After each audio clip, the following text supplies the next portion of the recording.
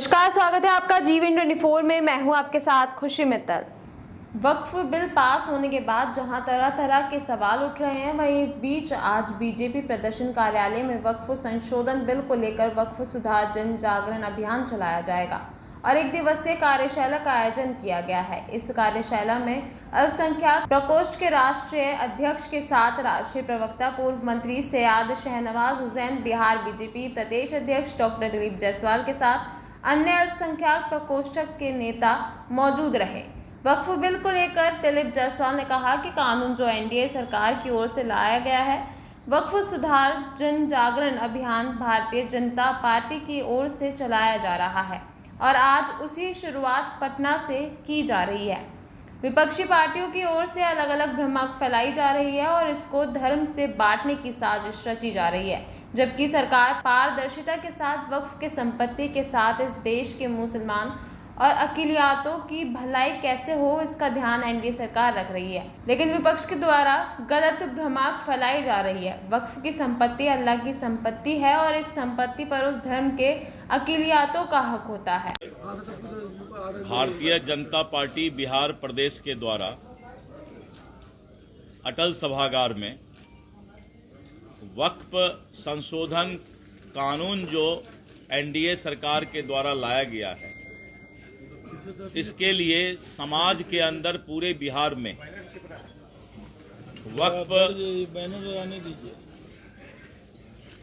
वक्फ सुधार जन जागरण अभियान भारतीय जनता पार्टी के द्वारा चलाया जा रहा है और आज उसकी शुरुआत पटना में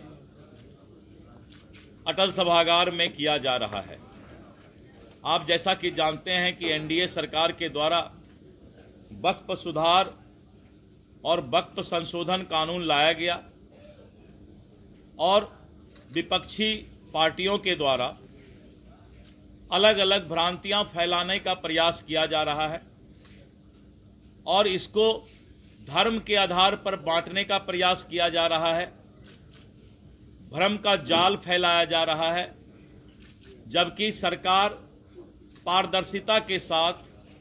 वक्फ के जो आय हैं, इनकम है, वक्फ के जो संपत्ति हैं, उस पर इस देश के सभी अक़लियत और मुसलमान भाइयों का हक हो, इस बात की चिंता करने का प्रयास किया है। वक्फ की संपत्ति अल्लाह की संपत्ति है और अल्लाह की संपत्ति पर जमात का हक होता है, गरीबों का भी हक होता है। लेकिन कुछ लोग वक्फ के संपत्ति को अपना जागीर मानकर चल रहे थे और सच्चर कमेटी के रिपोर्ट में कहा गया है कि इसका 12,000 करोड़ रुपया प्रत्येक वर्ष आय होना चाहिए, लेकिन 168 करोड़ से 9 करोड़ पर इसका आय ला दिया गया है। इसीलिए एनडीए सरकार ने वक्फ के संपत्ति में पारदर्शिता लाने के लिए और वक्फ के आय को गरीब मुसलमान अक़लियत भाइयों पर खर्च करने के लिए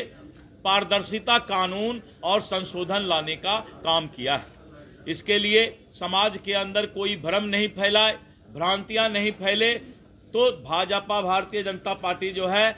हमारे अल्पसंख्यक मोर्चा जिसके राष्ट्रीय अध्यक्ष